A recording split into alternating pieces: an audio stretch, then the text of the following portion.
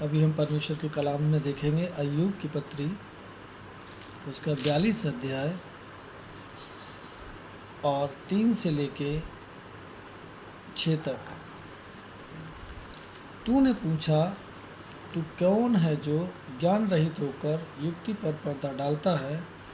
परंतु मैंने तो जो नहीं समझा था वही कहा, अर्थात जो बातें मेरे लिए अधिक कठिन और मेरी समझ से बाहर थीं, जिनको मैं जानता भी नहीं था। तूने कहा, मैं निवेदन करता हूँ, सुन, मैं कुछ कहूँगा, मैं तुझसे प्रश्न करूँगा, तू मुझे बता। मैंने कानों से तेरा समाचार सुना था, परंतु अब मेरी आँखें तुझे देखती हैं। इसलिए मुझे अपने ऊपर घृणा आती है और मैं धूल और राख में पछतावा करता हूँ। ये परमेश्वर का वचन है। पढ़े सुने जाने पर आशीष मिले। प्यारे भाइयों,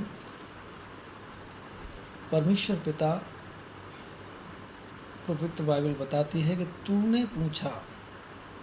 किसने पूछा? अय्यूब से। कौन पूछ रहा है? परमेश्वर। वो परमेश्वर को बता रहा है कि तूने मुझसे क्या करा? पूछा कि तू कौन है जो ज्ञान रहित होकर युक्ति पर पर्दा डालता है। परंतु मैंने तो जो नहीं समझा था वही कहा। अय्यूब ने कहा कि प्रभु, मैं नहीं जानता था, मैं नहीं समझ पा रहा था कि तू कौन है, क्या है।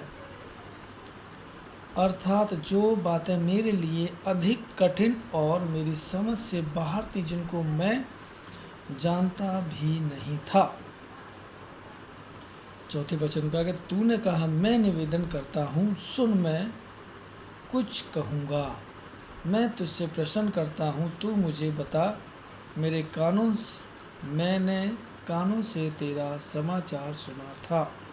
हम जब प्रार्थना करते हैं तो प्रभु यीशु मसीह के स्वर्गदूत, हम जब कलाम पढ़ते हैं तो परमेश्वर पिता की उपस्थिति होती है।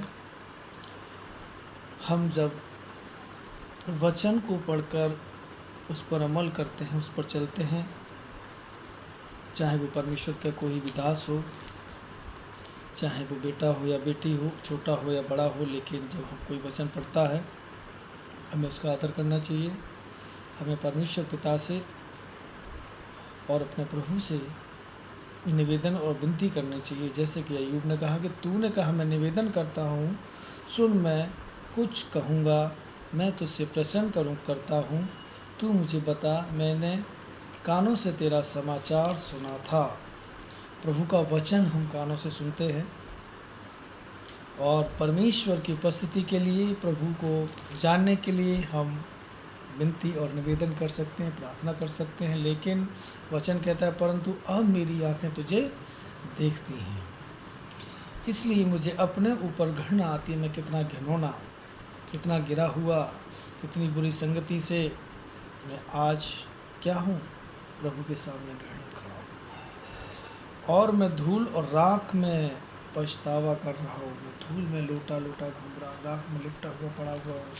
प्रभु से पछतावा कर रहा हूँ कि हे पिता परमेश्वर, प्रभु, जैसे कि तेरा वचन कहता है कि जो कोई व्यक्ति अपने मुंह से अंगीकार करेगा और विश्वास करेगा और अपने गुनाहों का पछतावा करेगा, प्रभु कहता है कि मैं उसको आशीष दूंगा। हे पिता, इस घड़ी जो लोग इस वचन को सुन रहे हैं, प्रभु यीशु मसीह इस वचन के द्वारा जो गलत रास्ते पर जा रहे हैं, जो नहीं जानते हैं, प्रभु आप उनके जीवन को, उनके बंधनों को, उनके श्राप को इस वचन के द्वारा ये श्राप टूट न पाए। यीशु के नाम में रिसीव करें और आगे बोलें।